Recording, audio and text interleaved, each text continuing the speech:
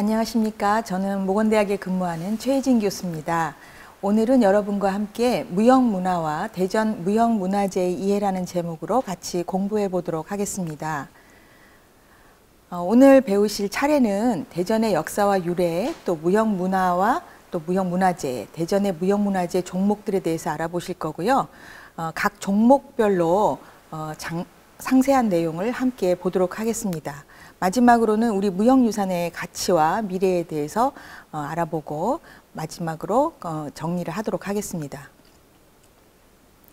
자, 우선 대전의 무형문화재에 관한 내용을 알아보기 전에 대전의 역사와 유래에 대해서 먼저 한번 알아보실 텐데요.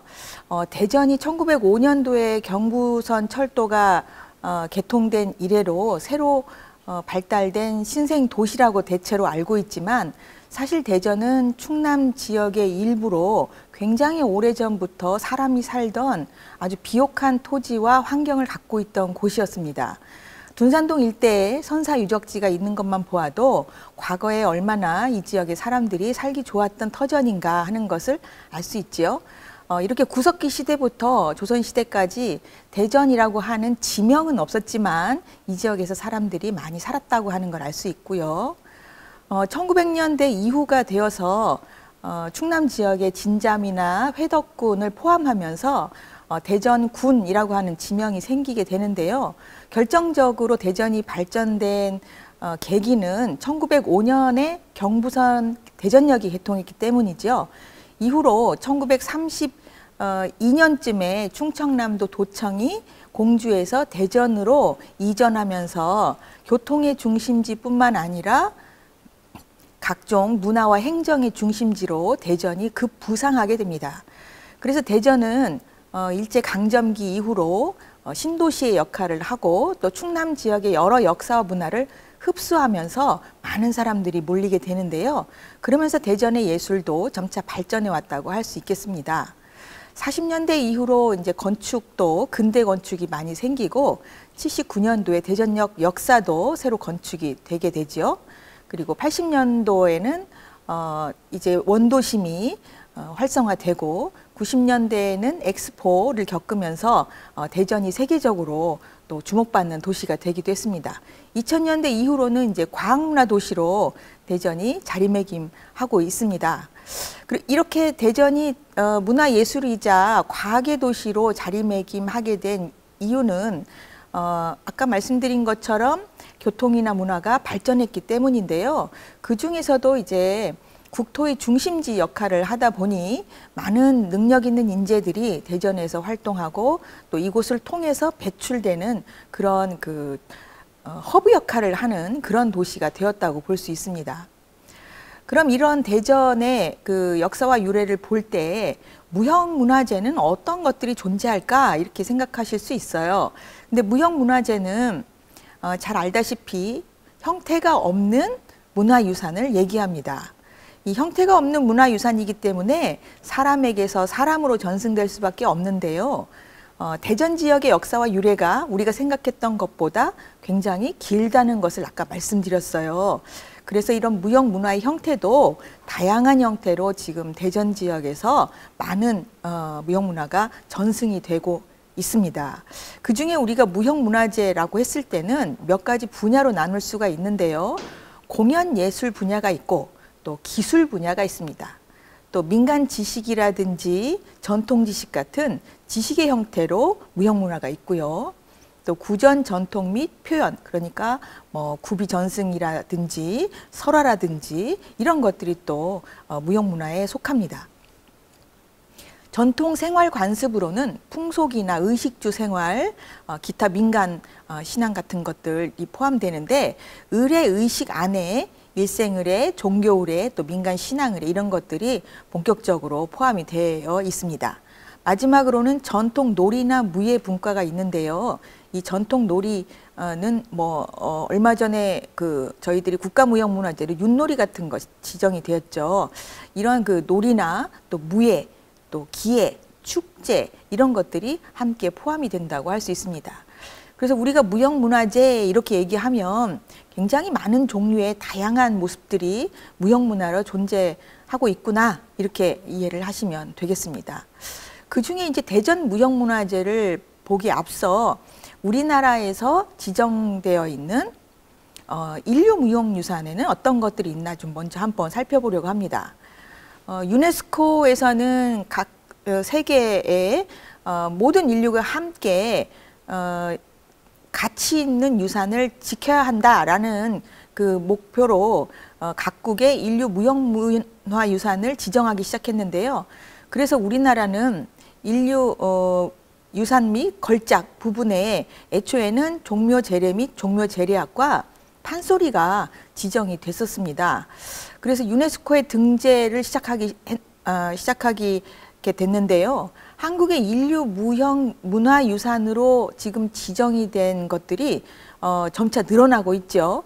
처음에는 종묘제례 및 종묘제례학부터 시작을 했는데 판소리, 강릉 단오제, 또 강강술래, 남사당놀이, 영산제, 제주 칠머리당 영등굿, 처용무, 가곡, 대목장, 매사냥, 줄타기, 또 택견, 한산 모시짜기, 아리랑, 김장문화, 농악, 줄다리기, 제주 해녀문화, 씨름, 연등회. 다음번 저희가 유네스코 종목으로 추천할 내용은 탈춤인데요. 이것처럼 우리 전통 문화와 지식 가운데 특히 이제 국가 무형문화재로 지정이 되어 있는 것들이 유네스코에 지금 하나씩 등재가 되고 있죠. 이렇게 인류 무형문화유산이 유네스코에 등재되는 것에는 의미가 있습니다. 일단 저희들은 동아시아 문화권 속에 속하기 때문에 중국이나 한국, 일본이 나름 자기 정체성을 갖고는 있지만 비슷한 문화들이 전승이 되는 경우가 있습니다. 그랬을 때 우리는 특별히 또 남북한으로 나누어 있기 때문에 그 남한만의 유산이 있고 또 이전에 역사적으로 볼 때는 남북한의 유산도 있게 되지요. 또 그 가운데서는 해외로 그 고려 이주민이라든지 디아스포라로 이식된 우리나라의 문화들도 있습니다. 그래서 중국에서는 조선족 동포들이 전승하고 있는 김치 문화라든지 판소리, 아리랑 이런 것들을 중국 소수민족의 유산이라고 생각해서 중국의 것으로 등록하려고 하는 움직임이 있는데요. 그것을 우리가 동북공정이라고 하죠. 이런 동북공정에 맞서서 실제로 우리만의 유산이라고 우리나라로부터 유래된 것이라고 생각되는 유산을 정확히 유네스코에 등재하는 것은 세계에 이것이 바로 우리나라의 그 문화로서 원류를 차지한다. 우리 유산의 원류다. 이렇게 천명하는 효과가 있습니다. 따라서 특히 동아시아 문화권에서 비슷하게 전승이 되거나 아니면 그런 논란의 소지가 있는 것들은 저희들이 먼저 전략적으로 등재를 시키고 있는데요. 그중에 이제 김장 문화 같은 것들이 있고요. 씨름은 남북한이 함께 등재를 한 의미 있는 그런 유산입니다. 그리고 매사냥 같은 경우 2010년도에 등재가 됐는데요. 매사냥은 카타르나, 몽골, 그리고 우리나라 이렇게 여러 국가가 함께 전승하고 있는 비슷한 유산입니다. 그래서 이런 것들은 그런 매사냥이 전승되는 국가가 함께 모여서 단체로 등록을 한 경우가 있죠. 아까 말씀드린 혹시 동북공정 때문에 오해를 살 수 있는 몇 가지가 있는데요. 단오제 같은 경우는 원래는 중국에서 시작된 문화입니다. 그런데 이것이 강릉 지역에서 단오제를 할 때 중국의 유산과는 아주 다르게 강릉 지역의 특수성이 들어간 우리나라만의 명절로 발전을 했기 때문에 특별히 강릉 단오제는 우리 것입니다. 그래서 이런 식으로 우리나라에서 자생적으로 발전하고 또 우리만의 특수성이 있는 문화유산들을 제대로 빨리 유네스코에 등재를 해야 세계적으로 유산이 어느 나라로부터 비롯되었는지를 바르게 알 수 있도록 안내하는 역할을 한다는 것입니다. 지금 이제 우리 세계문화유산으로 등록된 것들 중에 지금 무형문화유산이라고 지정되어 있는 것들이 이런 한 20여 개 종목이 있는데요. 앞으로 이 종목은 늘어나게 될 것이고 또 우리나라만의 독자성, 고유성을 가지고 있는 많은 유산들이 그 세계에 알려지는 그런 효과를 갖게 될 것입니다. 자, 이렇게 크게 보면 세계문화유산으로 등록되어 있는 유산이 있고요. 또 우리나라에서는 국가무형문화재로 지정이 되어 있는 것들이 한 150여 종목이 있지만 그 중에서 대전만의 무형문화재로 지정되어 있는 종목은 한 25개 정도의 종목이 있습니다. 지금 현재는 그 예전에 지정되어 있던 그 종목 중에 상모를 만들던 분은 돌아가시고 나서 해제가 됐기 때문에 그거를 빼고 25개의 지금 종목이 지정되고 있는데요. 제1호로 지정이 되어 있는 종목이 바로 웃다리 농악이죠. 이 농악은 아까 보셨다시피 유네스코 인류 무형문화유산으로도 지정되어 있는 종류입니다.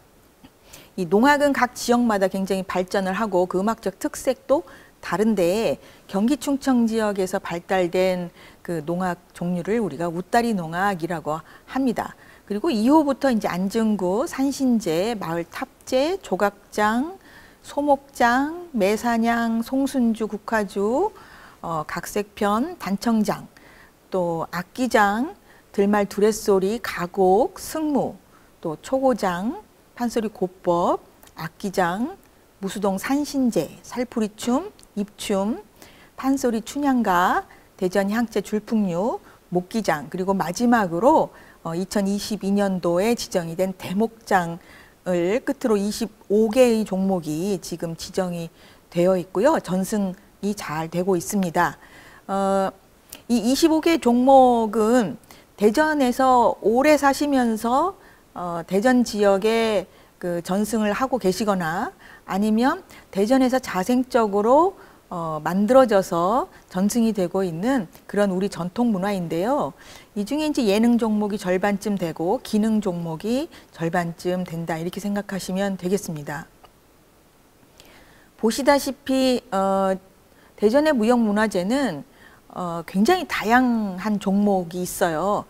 기술이나 기능부터 그 예술적인 종목까지 각계 각 분야에서 있는데요. 앞으로도 대전 지역에 전승되고 있는 무형문화재는 더 많이 발굴이 돼야 되겠고요. 그리고 지금 있는 무형문화도 잘 계승 전승이 되어야 대전 지역의 전통성 그리고 정체성 이런 것들이 빛날 수 있겠죠. 그러면 지금부터 한 종목씩 좀 살펴보려고 합니다. 각 종목 하나하나마다 굉장히 역사와 유래가 깊고 또 그것이 갖고 있는 가치와 의미가 크기 때문에요.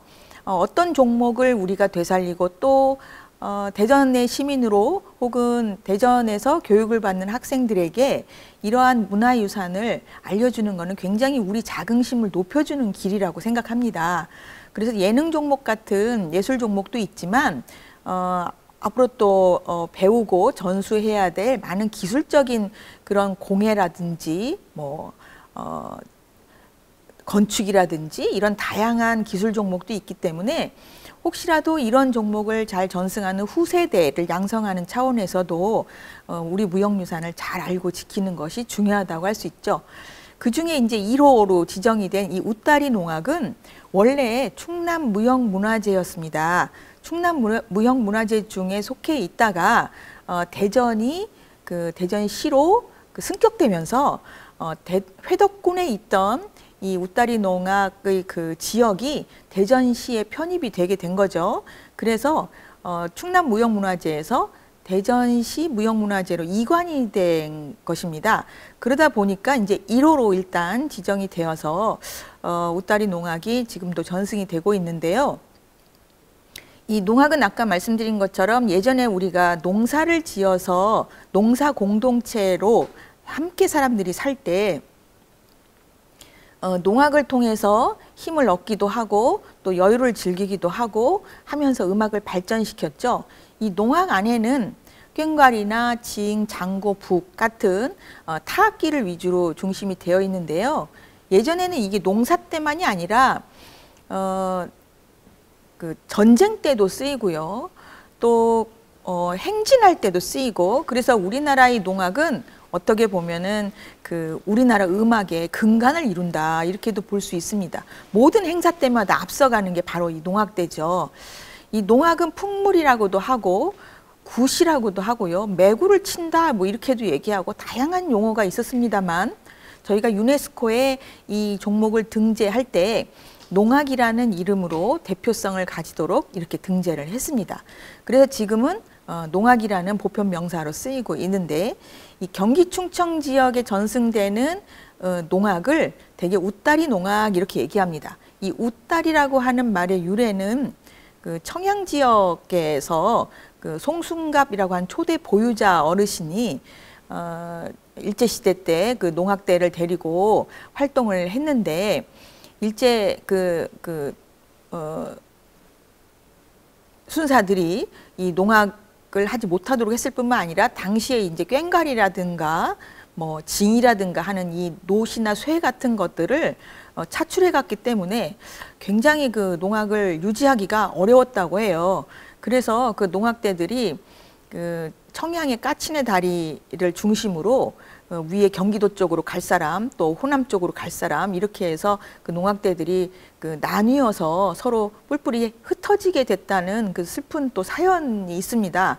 그래서 이 경기 충청 지역에서 활동하는 이 농악을 그러면 웃다리 농악이라고 하자, 이렇게 이름을 붙이게 됐다는 또 유래가 있습니다. 뭐 호남 농악도 있고요, 또 영남 농악도 있는데, 이 웃다리 농악은 경기 충청 지역에서 발생하고 또 발전한 농악이다, 이렇게 생각이 들고, 또 충청 지역에서 예전에 김덕수, 이광수 이런 사물놀이의 창시자들이 함께 활동을 했어요. 또 웃다리 농악을 근간으로 경기도 지역의 남사당놀이라고 하는 것도 발전이 됐고요. 그래서 우리나라 음악사에 이 웃다리 농악이 차지하고 있는 중요성이 굉장히 큽니다. 이 사물놀이가락도 웃다리 농악을 근간으로 만들어진 것이고, 또 사물놀이라고 하는 이 무대 양식의 타악도 심우성 선생이라고 하는 공주 지역에서 활동하시면서 또 이런 무형유산을 연구했던 심우성 선생께서 이 사물놀이라고 하는 명칭도 지어주셨기 때문에, 이 충청도 농악으로서의 웃다리 농악은 굉장히 중요하다, 이렇게 생각하시면 되겠습니다. 지금은 굉장히 기계가 많이 발달해서 뭐 판을 짜서 뭐 움직이고 춤추고 돌고, 그리고 각각 그 연행하는 기술도 굉장히 연희 전문 집단으로 발전을 했는데요. 보시다시피 이렇게 연희자들이 무동을 그 5명이 한꺼번에 무동을 타는 이런 기회도 함께 발전을 했습니다.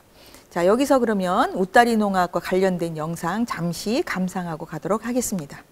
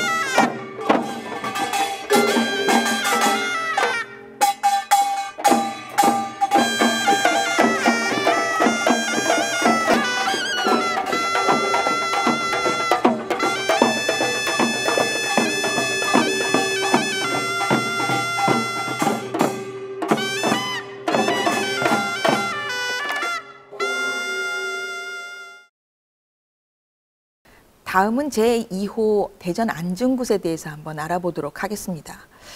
굿이라고 하면 보통 무당이 서서 노래를 하거나 춤을 추는 이런 장면을 연상하실 텐데요. 원래 굿은 전체 마을 사람들이 모여서 하거나 국가에서 경사가 있거나 혹은 액을 쫓을 때 했던 공동체의 축제 같은 개념이었습니다. 이런 공동체의 축제 같은 개념이 점차 개인적으로 사유화되면서 점을 치거나 복을 비는 이런 내용으로 변화했다고 볼 수 있는데요.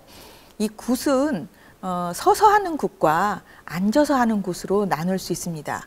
그런데 이 앉아서 하는 굿은 보통 남성들이 경을 읽는 것으로 이렇게 진행을 하는 굿을 말합니다. 이 안중굿은 성굿에 비해서 퍼포먼스, 그러니까 예술적으로 춤을 추거나 노래하는 장면이 적은 대신에 이 굿을 하는 제사상이 굉장히 화려하고 또 종이를 통해서 그 지화를 만들거나 또는 종이로 화려하게 제사상을 장식하거나 하는 것이 많이 발달을 했습니다. 그래서 경기 충청 지역, 특히 충청 지역에서는 안중굿이 발전을 하게 됐죠. 그중에 안중굿을 전승하신 신석봉 송선자 어르신이 지금 보유자로 활동을 하고 계십니다. 원래는 상모 제작하시던 분이 있었지만 지금은 돌아가시고 나서 더 이상 전승자가 없어서 상모 제작은 단절이 됐습니다. 그 다음은 유천동 산신제인데요. 이 산신제는 그 말 그대로 정월 대보름쯤에 산에 있는 신에게 이제 농사도 잘 되게 하고 또 집안의 재액도 막고 또 평안하고 돈도 많이 벌게 하고 이런 그 한 해의 복을 비는 그런 제사라고 할 수 있습니다. 특히 유천동 지역에서는 산신령에게 지내는 이런 제사가 발전을 했고 또 이것이 끊이지 않고 계속 잘 이어져 내려왔기 때문에 이 산신제의 역사가 굉장히 깊은데요. 보통 이제 산신제를 하려면 부정을 막기 위해서 그 마을 사람들이 모두 금기를 지키고 또 정월 대보름 이전에 산에 올라가서 제당에다가 여러 음식을 차려놓고 같이 여러 마을 사람들이 함께 제사를 지내는 그런 의식을 치르는 것이죠. 그래서 유천동 산신제는 지금도 그 보존회에서 잘 전승을 하고 있습니다. 지금 보시는 것처럼 그 제당 안에 이 산신의 그림이 있는데요. 이 산신하고 호랑이가 같이 그려져 있죠. 이것이 산신제를 지낼 때 걸어 놓은 그림 중에 아주 표준적인 것인데요. 이런 제사를 지내면서 한 해의 복을 빈다 이렇게 생각하시면 되겠습니다. 다음은 그 장동 산디마을 탑제인데요. 그 장동 지역에는 그 탑제가 계속 전승이 잘 됐습니다. 이런 민간 신앙은 마을마다 조금 다른 형태로 있는데 어느 마을은 만약에 아까처럼 산신을 모시는 마을이 있는가 하면 어느 마을은 나무 목신을 모시는 마을이 있고 또 선앙당이 있는 마을이 있는가 하면 이렇게 돌로 탑을 쌓아서 그 탑으로 마을의 신을 삼는 그런 경우가 있습니다. 그래서 이 경우는 이제 탑신이라고 할 수 있는데요. 이 탑신에게 마찬가지로 정월 대보름을 전후해서 마을의 안녕과 평화 그리고 풍요를 비는 그런 의식을 치르는 것이죠. 이런 그 탑제나 산신제가 중요한 이유는 이게 어느 개인의 어떤 의식이 아니라 마을 전체 공동체 문화로 이게 전승되기 때문에 한 해의 중요한 의식으로 이 시작을 알리는 의미가 있습니다. 네, 이렇게 탑제를 탑 앞에 이제 부정을 타지 말라 하는 금줄을 쳐놓고 마을 사람들이 함께 모여서 소지를 올리면서 제사를 지내죠. 자, 6호는 불상 조각장입니다. 이 불상을 조각하는 기술이 있는 사람, 그런 사람을 불상 조각장 이렇게 얘기하는데요. 지금 보유자는 이진영 선생님이시고 기술을 아주 원래 불사에서 잘 전승을 받아서 아름다운 불상을 잘 조각하고 계시는 보유자이십니다. 그 다음은 소목장인데요. 소목이라는 거는 집 안에서 쓰는 장롱이나 궤, 경대, 책상, 문갑 이런 목가구를 제작하는 그 기능이 있는 목수를 얘기하는 겁니다. 그래서 예전에는 집 안에 있는 그 여러 가구들을 거의 다 나무로 이제 만들었는데 일일이 손으로 또 못을 쓰지 않고 다듬어서 굉장히 아름다운 가구들을 또 만들었죠. 이런 기술을 지금 방대근 선생님이 보유자로 그 인정되어 계승하고 계십니다. 이렇게 장을 아름답게 그 나비 문양 짜서 만드는 기술을 갖고 계십니다. 그 다음에 아까 그 유네스코 그 세계 인류 무형문화유산 중에 매사냥이라고 하는 그 종목이 등재가 됐다 이렇게 말씀을 드렸는데 대전시에 그 박용순 응사가 그 매사냥 보유자로 지금 활동을 하고 계십니다. 이 사냥을 한다는 것은 예전에는 굉장히 어떻게 보면은 그 양반이나 귀족들의 어떤 취미이기도 했고 또 더 이전 원시 시절에는 그 사냥을 통해서 생활을 하는 어떤 생존에 대한 어떤 방법이기도 했고 그랬죠. 그래서 이 사냥에 관련된 방법은 굉장히 역사가 오래된 것인데요. 그 매를 통해서 사냥을 하려면 이 매를 길들이는 작업이 굉장히 오랫동안 있어야 된다고 합니다. 그래서 이 매를 길들이고 그 매를 통해서 사냥을 하게끔 하는 이런 매사냥 기법이 동아시아 특히 북방권에서 아주 오래도록 그 문화로 지정이 되어 왔는데 지금 그 박용순 응사는 대전시에서 살고 계시고 아버지에게 매사냥을 배우셨다고 하는데요. 이 뭐 예전에 우리 그 문학에도 보면 해동청 보라매 이런 그 매의 아주 우수한 매의 종류가 우리나라에도 있었고 그런 매들을 통해서 그 꿩이나 토끼 같은 이런 사냥을 그 하는 방법이 발달되어 왔습니다. 네, 매사냥을 할 때는 이 매와 사람 간의 관계가 굉장히 중요하다고 하는데요. 그런 그 깊은 유대 관계가 없으면 이 매가 사람의 말을 듣지 않는다고 합니다. 그런 내용을 한번 보시면서 이 매사냥과 관련된 영상을 잠깐 감상해 보시겠습니다.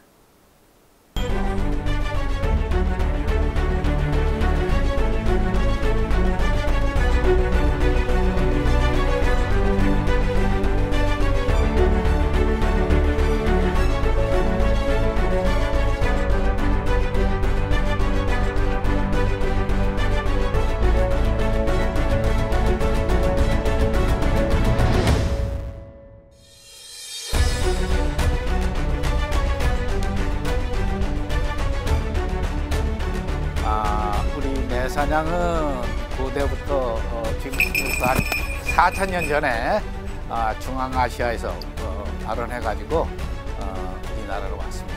이 야생에서 사냥하는 매 기술을 사람이 토끼나 꿩보다 빠르지 않잖아요. 사람이 이 기술을 빌려가지고 사람하고 친해져가지고 사람을 두려워하지 않게 다음에 이 기술을 이용한 사냥법입니다. 동서고금이 다 매사냥을 좋아했고요. 그 중에서도 특히 한국은 역사성이 오래됐고요. 기록에 의한 것만 해도 동사강목에도 보면 2000년 넘습니다. 대전광역시에서 2000년도에 이 매사냥을 무형문화재로 지정해가지고 보존하고 있고요. 이게 좀 널리 좀 전승이 돼가지고 지금 뭐 웰빙 하는데 웰빙이 다른 게 아니에요. 매는 나를 자연의 넓은 세계로 인도를 합니다. 그래서 이 매사냥은 옛날에는 먹거리를 위한 수단, 수련만의 목적이 있지만 지금은 매의 아름다운 자태와 비행력, 그다음에 매로 인해서 자연에 좀 더 가까이 갈 수 있는 그런 매개체가 됩니다. 매사냥이. 일찍이 루스는 이런 얘기했습니다. 인간이여 자연으로 돌아가라. 매와 함께 자연에 가까이 하다 보면 우리 건강도 찾고 야상의 매력도 흠뻑 느낄 수 있는 아마 최고의 침. 네, 제 9호는 송순주입니다. 송순주는 은진송 씨, 특히 송준길 집안에서 대대로 내려오는 그 가양주, 집안에서 만드는 술을 담그는 기법 중에 하나인데요. 송수는 소나무가 꽃이 피기 전에 그 순을 따서 술을 담그는 그런 음식이고요. 예전에는 양반댁에서 손님을 맞을 때도 술을 냈지만 제사 음식으로 술이 필수적인 것이었기 때문에 집집마다 술을 담그는 기법이 각각 다르게 전승이 많이 됐어요.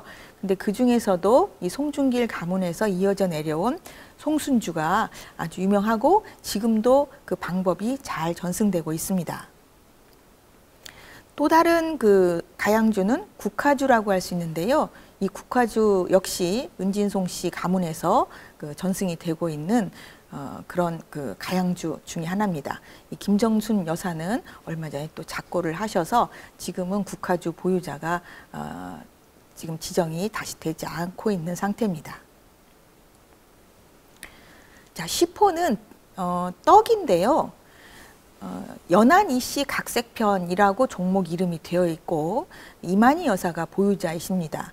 이 연안 이씨는 그 연안 이씨 가문의 선조께서 왕실 요리사이셨어요.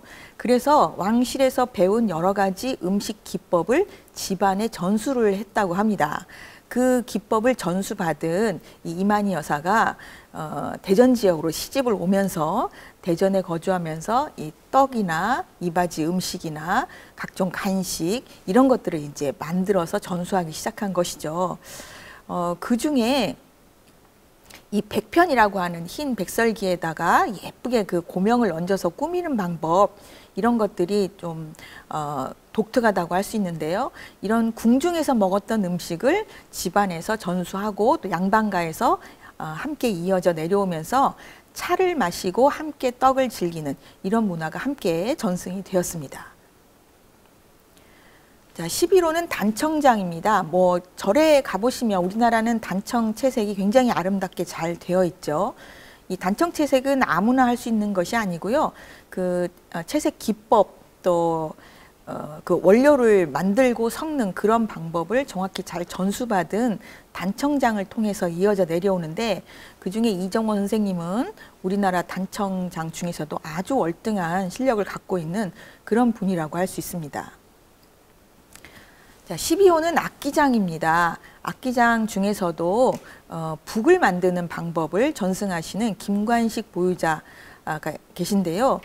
이 북을 만들 때는 나무로 통을 만들고 양쪽에 가죽을 대어서 소리를 내게 하는데 이 가죽을 소가죽을 보통 씁니다.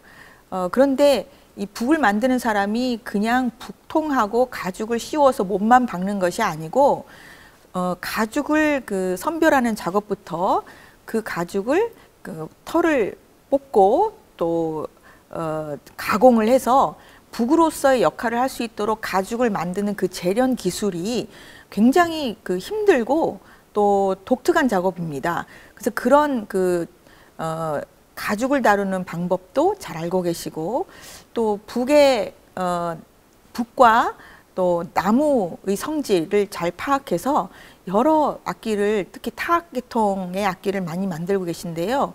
원래는 나무 하나를 속을 파서 통으로 그 북을 만들었지만 요즘은 그런 나무를 구하기가 어려워서 나무를 쪼개서 여러 개를 덧대서 북의 통을 만들게 되는데 그런 기법도 이 김관식 보유자께서 아주 훌륭한 그 기술을 갖고 계십니다. 88년도 저희들이 올림픽을 할 때 김소희 명창이 이제 뱃노래를 부르며 나아갈 때 울렸던 큰 북을 바로 김관식 보유자께서 만들어서 기증을 하셨고요. 그 북은 지금 청와대 춘추관 안에 보관이 또 되어 있다고 하네요. 여기 사진 중에 오른쪽 아래에 있는 그런 북을 만드셨는데요. 이렇게 큰 대북을 만드는 기술도 여간한 장인이 아니면 어려운 그런 기술이라고 할 수 있습니다. 그 왼쪽에 보시면 왼쪽 위편에는 보통 이제 농악에 쓰이는 북인데요. 이런 북을 쇠기북이라고 합니다. 가운데에 나무를 넣어서 줄을 이어서 이렇게 북을 만들었죠. 그리고 아래에 있는 북은 그 고장북이라고 하는데요. 보통 판소리 할 때 북반주에 이 북을 씁니다. 그러니까 어떤 상황에 따라서 쓰느냐에 따라 이 북의 모양이나 생김새도 다르다고 할 수 있습니다. 다음으로 제13호는 들말 두레소리입니다. 이 들말이라고 하는 지역은 대덕구 목상동을 예전에는 들말이라고 했다고 하는데요. 이 두레소리는 일종의 민요입니다. 그 농사 공동체에서 함께 모여가지고 이 논농사를 지을 때 그 중에서 전래되어 내려오는 민요인데요. 그 두레소리라고 하는 게 그 농사, 농요, 그러니까 농사 그 노동요라고 할 수 있죠. 노동요의 하나로 두레소리가 전승이 되기 때문에 이 두레소리는 그냥 민요만 따로 떼어서 볼 수는 없고 농사 과정 중에 뭐를 심는다든가 김을 맨다든가 이런 샘을 판다든가 이런 여러 과정과 함께 전승이 되고 있습니다. 그래서 지금 들말 두레소리 보존회에서 농사의 그 과정과 함께 이 두레소리가 어떻게 불리는지를 전수하면서 지금 그 활동을 하고 계시죠. 모심기 할 때 노래가 다르고 또 샘고사라고 해서 그 농사 지으려면 아무래도 물이 많이 필요하잖아요. 그래서 샘물이 마르지 않도록 또 농사가 잘 되도록 이렇게 기원하는 노래들이 지금 전승되고 있습니다. 네, 들말 두레소리도 잠시 감상하고 지나가겠습니다.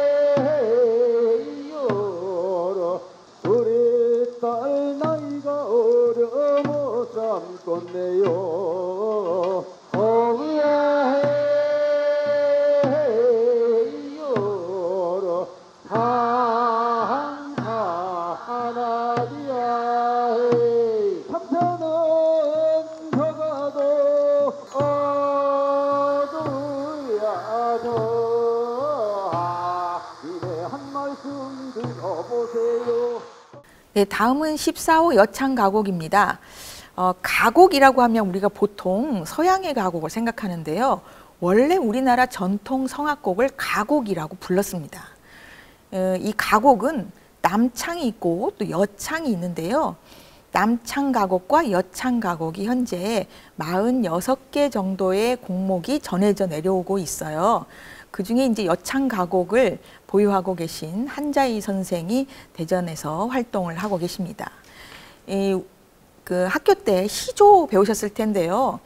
청산리 벽계수야 수의감을 자랑마라 이렇게 그 문학적으로 짧은 그 단형의 시조말이 있죠. 이 시조말을 가지고 관현악 반주, 뒤에 지금 사진을 보시면 반주자들이 뒤에 대동을 하고 있죠. 이렇게 관현악 반주를 뒤에 대동하고 앉아서 아주 느리고 우아하게 부르는 그런 그 음악 형태를 우리가 가곡이라고 합니다. 이 가곡은 조선 전기부터 성악곡으로 발전을 했는데 워낙 형식적이고 또 이렇게 그 품위 있게 불러야 되는 노래이기 때문에 전문적으로 이 가창을 하는 사람이 아니면 따라 부르기가 좀 어렵죠. 그러다 보니까 이 가곡이 나중에 쉽게 부를 수 있는 무릎장단으로 대충 치면서 부를 수 있는 노래로 변화된 것이 바로 시조창이라고 할 수 있습니다. 그러니까 가곡창과 시조창이 있는데 이 가곡창은 반주가 있고 중간에 간주도 있고 끝나면 또 음악으로 마무리가 되는 이런 엄격한 형식에 따라서 부르는 노래가 가곡이고요. 특별한 반주 없이 그 시조를 편하게 부르는 것은 시조, 우리가 보통 부르는 시조창이라고 할 수 있습니다.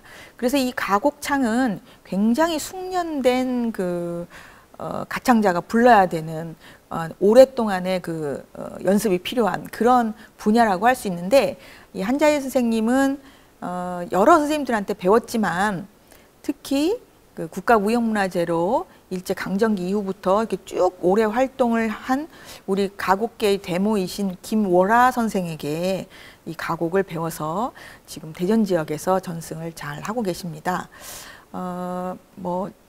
이미 큰 대회에서 많은 상도 받으셨고, 이 여창가곡뿐만 아니라 내포제 시조라든지 또 가사라든지 하는 이런 정가 계열, 양반들이 즐기던 그 성악곡을 정가라고 하는데요. 가곡, 가사, 시조 같은 이런 정가 계열을 모두 섭렵을 하셔서 잘 전승을 하고 계십니다. 자, 15호는 승무인데요. 승무는 이렇게 장삼을 입고 곡가를 쓰고 하는 춤이지요. 그런데 원래 이 승무는 불가에서 발달된 게 아니고 민속 예능으로 발전이 된 것입니다. 그 인간의 고통이나 번뇌 이런 것들을 춤을 통해서 승화시키는 그런 것들을 표현한 것이 바로 승무인데요. 유래설에 보면 승무가 불가에서 포교로 추었다 이런 말도 있고, 또 황진이가 지족선사를 유혹하려고 춘 춤이다 이런 설도 있지만, 원래 이 춤은 그 민속 예능으로 발전이 된 것이라고 볼 수 있습니다. 하지만 지금 대전에서는 우리 법우 스님이 우리나라 3대 성악곡이라고 하면 가곡과 판소리, 범패를 치는데요. 이 작법과 범패라고 하는 건 불가의 의식인데, 그런 것들을 배우면서 이 법우 스님이 별도로 이 민속 예술인 이 승무를 따로 임혜방 선생님께 배운 것입니다. 그래서 지금 법우 스님은 이런 불가의 의식 플러스 승무에도 능통하신 그런 분이라고 생각하시면 되겠습니다. 자, 16호는 초고장인데요.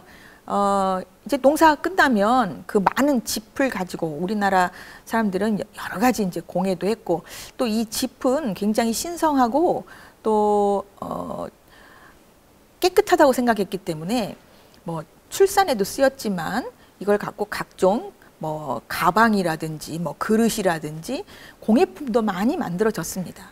그래서 이 초고를 가지고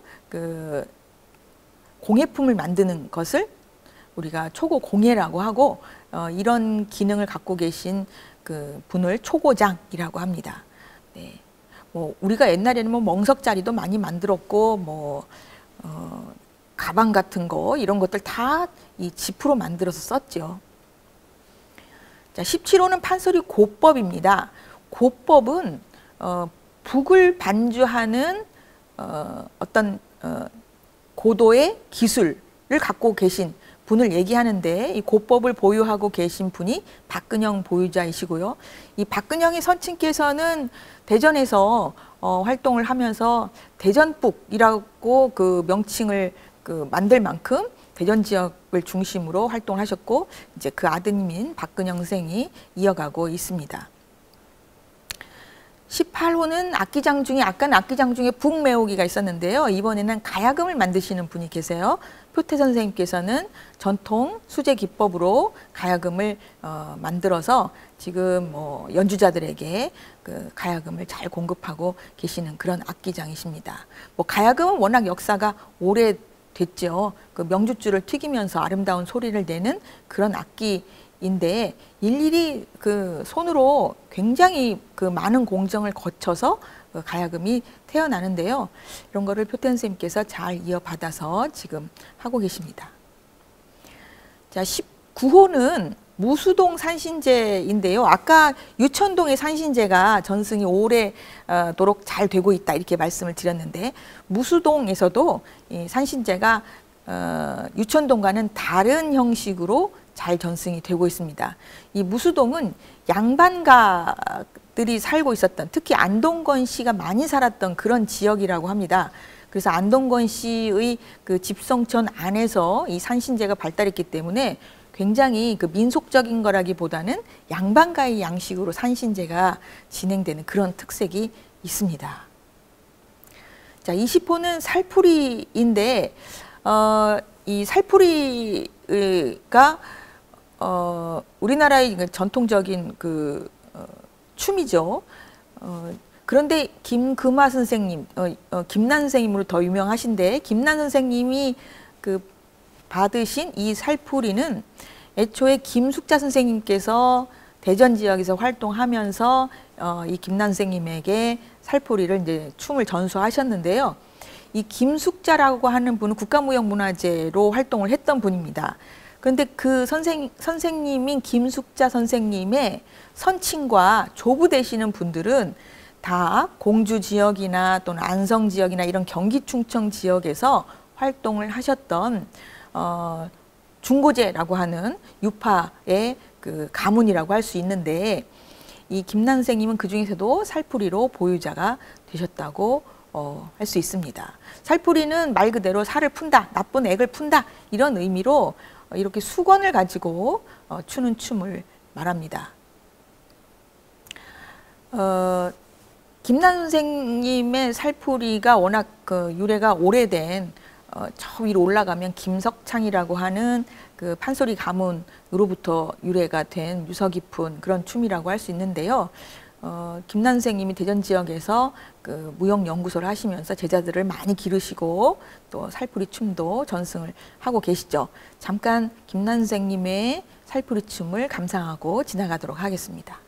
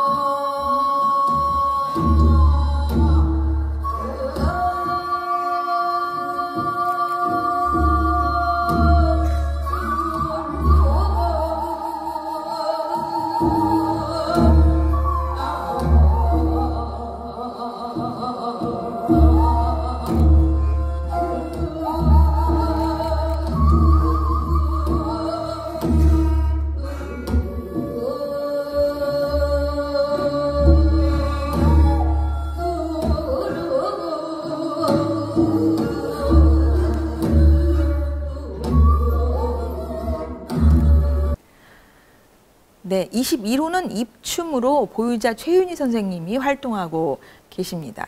입춤은 춤의 기본이 되는 춤이라고 할 수 있는데요. 이 입춤을 추시는 최윤희 선생님도 아까 김난 선생님처럼 김숙자 선생님의 제자십니다.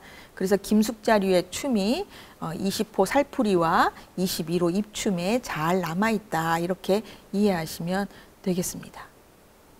22호는 판소리 춘향가입니다. 이 춘향가 중에서도 고향님 보유자는 동초제라고 하는 춘향가 중에서도 가장 긴 바디, 그러니까 8시간 반 정도가 완창의 시간이 걸릴 정도로 긴 그 춘향가를 보유하고 계시는데요. 이 완창을 뭐 서너 번 이렇게 하실 정도로 대단한 기량을 갖고 계신 그런 그 판소리 명창이시죠. 한 20대 때 그 오정숙 명창에게 소리를 배우셨고, 또 20대 한 말쯤부터 대전 지역에서 정착하시면서 이곳에서 판소리를 전승하고 또 가르치고 많은 활동을 하고 계십니다.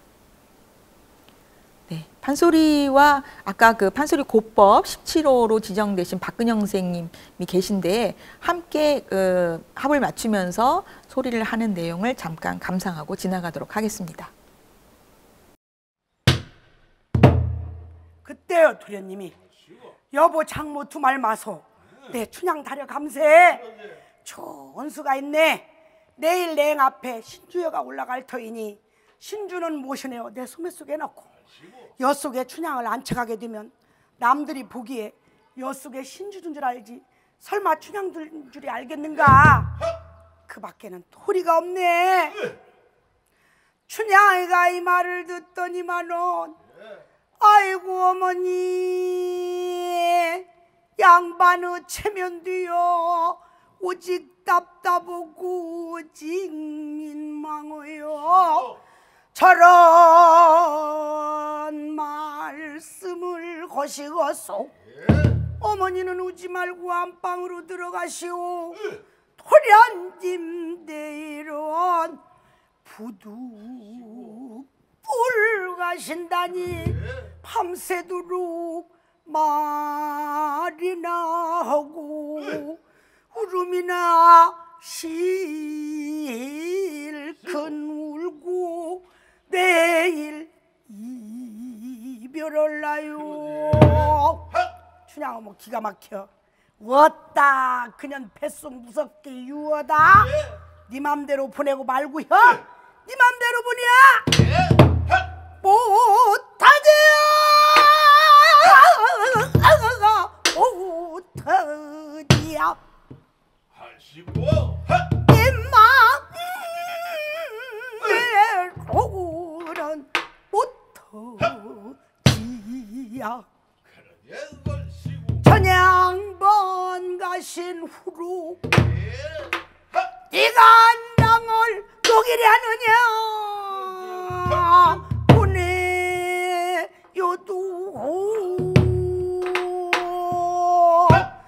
가글 지고 따르가도. 네, 제 23호는 대전 향제 줄풍입니다. 향제란 말은 서울이 아닌 지방이란 뜻이거든요.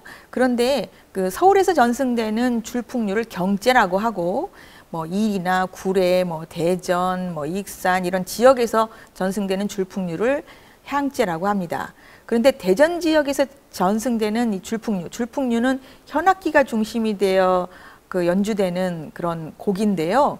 이게 영산회상이라고 해서 아주 긴 한 40분에서 1시간 정도의 곡으로 이루어져 있어요. 근데 이런 곡들을 양반들의 사랑방에서 이제 전문가가 아닌 비전문가들이 함께 모여서 풍류를 즐기고 음악을 연주하고 거기서 시도 짓고 그랬던 풍류 문화의 하나로 줄풍류라고 하는 음악이 남아있는 것입니다. 그래서 이런 그 줄풍류가 대전에 전승이 됐다고 하는 거는 그만큼 대전에서 이런 풍류 문화를 즐기는 가객이나 또는 율객들이 많았다는 것을 알려주는 것이거든요. 그래서 이 줄풍류가 남아있는 것이 굉장히 중요한데요. 지금 현재 줄풍류는 일이나 구례 이런 데서도 줄풍류가 남아있지만 이 충청도 지역에서는 아마 대전이 유일하게 이 줄풍류가 남아있는 것 같습니다. 네, 줄풍류가 어떻게 연주되는지 한번 감상해 보도록 하겠습니다.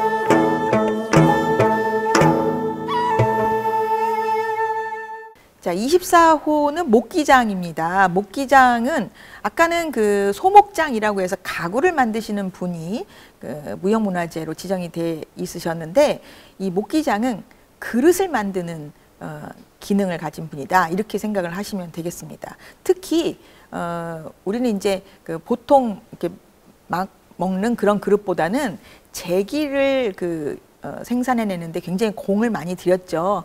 그래서 목기 중에서도 제기를 만드는 것을 특히 잘 전승하시고 공예품을 아주 훌륭하게 만드시는 그런 분으로 보유자 김인규 선생님이 지금 활동하고 계십니다.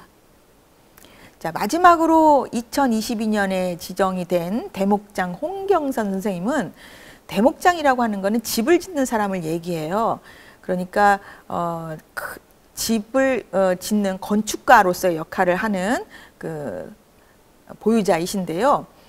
이 집을 짓는다는 게 혼자서 집을 다 지을 수가 없잖아요. 그래서 각각 그 부분 뭐 흙벽에 뭐 흙을 바른다든가 단청을 한다든가 또 돌을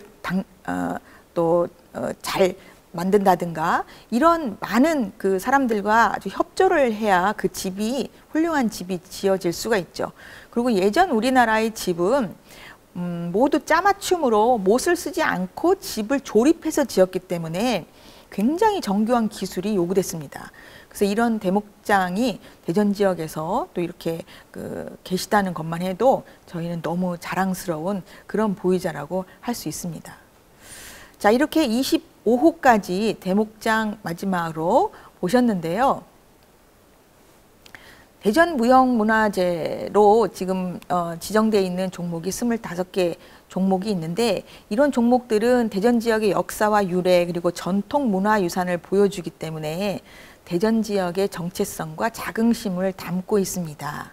하지만 처음에 만났던 우리 대전의 역사를 보시면 신도시로 대전이 성장하면서 주변에 있는 충남북이라든지 경기권의 문화까지도 흡수하면서 대전이 발전했기 때문에요.